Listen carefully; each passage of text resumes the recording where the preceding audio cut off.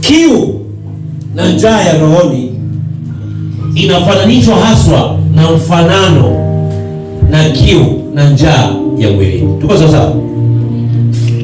Na nikasema mtu ambaye hajisikii kula wala kunywa, hana hiyo appetite ya kula wala kunywa, ni dalili mtu huyo kuna mashambulizi kwenye mwili wake, kuna udhaifu, kuna ugonjwa tayari utamwingia.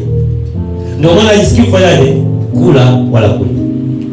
Na yule mtu wa ndani wa rohoni anapokuwa hajisikii kuomba, hajisikii kutafakari, hajisikii kusoma neno la Mungu wala kusikia neno la Mungu, hajisikii ndani yake, ni dalili mtu huyo anafanyaje?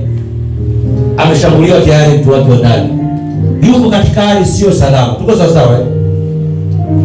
Kama vile ambavyo unapokuweza kuhisi njaa na kuhisi kiu na kula, ndivyo ambavyo katika namna ya rohoni napaswa kuhisi njaa ya rohoni na kiu ya roho. Amesema Yesu katika Mathayo sura ya 5 mstari wa 6, heri wenye njaa na kiu ya haki, maana hao watafanyaje? Watashibishwa. Bwana Yesu asifiwe sana.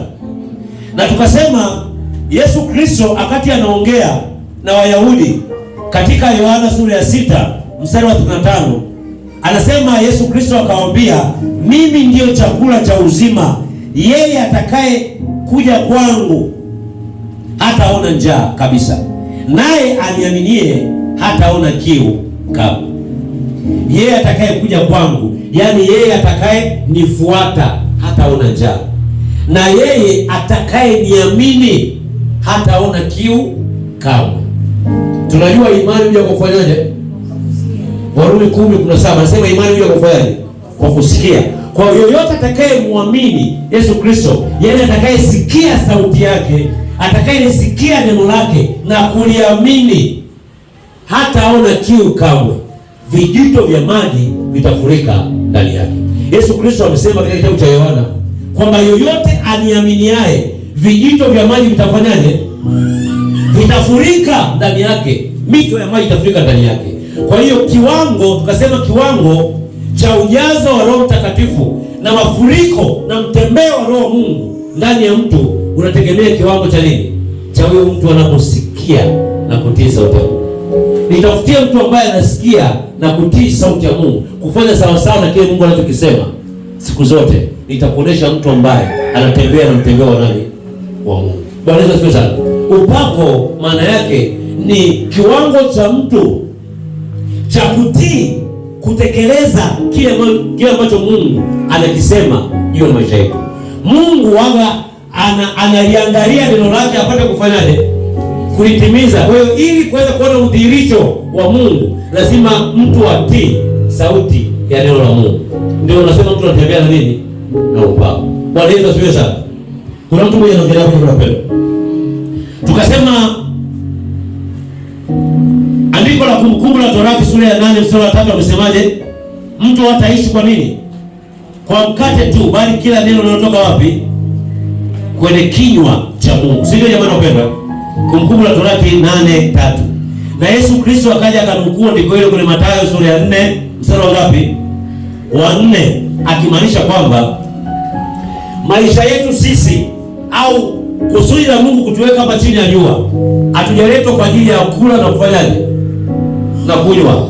Mtume Paulo katika kitabu cha Wakorintho amesema tumbo ni kwa ajili ya nini? Ya chakula. Na chakula ni kwa ajili ya nini? Ya tumbo. Kwa hiyo kusudi la kuweka hapa duniani sio kwa ajili ya kuja kula na kunywa tu. Ndio wanasema mtu ataishi kwa mkate, kwa kula na kunywa tu, bali kwa kila neno linalotoka katika kinywa cha nani? Cha Mungu. Anamaanisha hivi, uzima wetu sisi hapa chini ya jua kama wanadamu tulioumbwa na Mungu ambaye ni baba yetu, unatokana na namna ya kufanyaje? Tunavyokula na kunywa, kusikia na kuamini kutoka kwa Yesu Kristo. Yesu Kristo akasema kwenye Yohana sura ya 6 hiyo kuanzia mstari wa 49 mpaka 50 ngapi pale 56, akawa anamwambia mimi ndio kile chakula kutoka kwa Baba, kutoka mbinguni.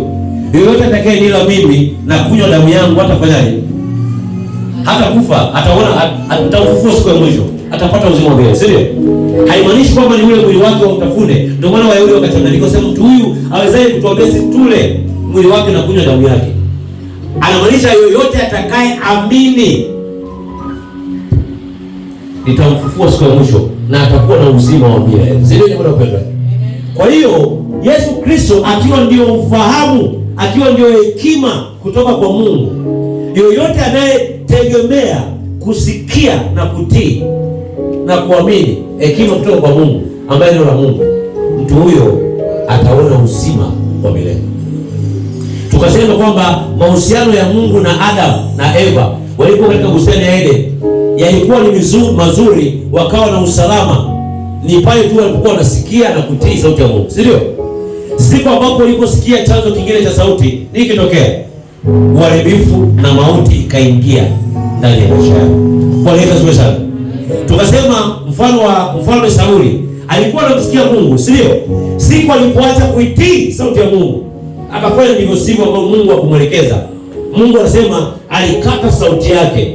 Hakusema na manabii, hakusema kwenye ndoto, wala hakusema kwenye maono. Mfalme Sauli akaanza kutafuta waganga, warozi na washirikina waongee na maisha yake.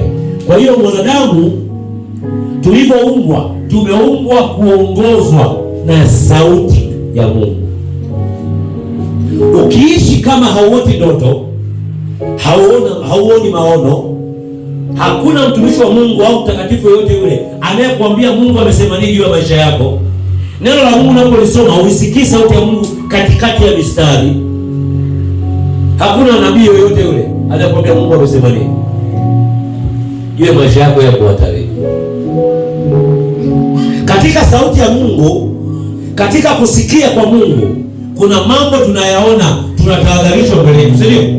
Aidha kama ni mazuri tunayafurahia na kumshukuru Mungu. Kama ni mabaya, kuna namna ya kuyapangua yasiweze kutimia. Tuna namna ya kuyafuta yasiweze kutokea. Kama Mungu anataka kufungua macho yetu na kutupa maelekezo, tusiweze kuingia shimo liko mbele yetu au mtego mbele yetu, na tuisikie sauti ya Mungu. Na hakuna mtu ambaye anasema na sisi, mtakatifu yote yule, ujue maisha yetu yapo nini? Yapo hatarini. Hata namna tunavyoenenda katika wokovu, katika imani yetu, namna tunavyoenenda katika utumishi wetu, tunaendelea kufanyaje? Kwa kusikia kutoka kwa Mungu. Bwana Yesu asifiwe sana. Amen. Kuna mtu mmoja anaongea ndio unapenda. Anasema katika Wakorintho wa kwanza sura ya 14 mstari wa kwanza. Amesisitiza kwa habari ya kutamani sana vipawa vya nini? Vya roho. Wakorintho wa kwanza sura ya 14 mstari wa kwanza. Tamanini sana vipawa vya roho. Inamaanisha ili vipawa vya Roho Mtakatifu, tunajua Roho Mtakatifu anagawa vipawa kama apendavyo, si ndio? Bwana Yesu asifiwe. Ili aweze kugawa, anaangalia shauku na tamanio ndani ya moyo wako. Roho Mtakatifu agawe vipawa kwa sababu wewe tu upo tu umekaa. Anaangalia shauku na tamanio, namna gani unavyosukumwa ndani ya moyo wako kutumiwa na Mungu, namna gani ulivyokuwa na utayari ndani ya moyo wako Mungu ajitumishe ndani yako. Kwa hiyo anasema tamanini sana vipawa vya nini? Vya Roho. Bwana Yesu asifiwe sana. Nionyeshe mtu ambaye anaimba katika hali ya utukufu. Nionyeshe mwanamuziki anafanya muziki katika hali ya utukufu. Nionyeshe mhubiri anayefanikiwa. Nitakwambia, nitakuonesha jitihada na ile shauku anayoonyesha mbele za Mungu. Bwana Yesu asifiwe. Hakuna kitu kinakuja hivi hivi tu kwamba unalala asubuhi, kesho unakuwa mwimbaji mzuri au mwanamuziki mzuri au mhubiri mzuri. Kuna shauku lazima tuione. Bwana Yesu asifiwe sana. Waraka wa kwanza wa Petro andika, waraka wa kwanza wa Petro sura ya 2 mstari wa 2. Anasema kama watoto wachanga waliozaliwa sasa, yatamanini maziwa ya akili yasiyogoshiwa, ili kwa hayo mpate kukulia wokovu. Anafananisha neno la Mungu au kweli ya neno la Mungu ni sawa na maziwa ya mtoto mchanga. Mtoto mchanga anahitaji maziwa ili aweze kufanya nini? Aweze kukua. Kuna wakati mwingine neno la Mungu linafananishwa na chakula kigumu, nyama ngumu, si ndio? Kuna wakati mwingine neno la Mungu linafananishwa na mkate. Bwana Yesu asifiwe. Kwa hiyo lugha hizi zimetumiwa ili kuweka tafasiri ya kumshibisha na kumridhisha yule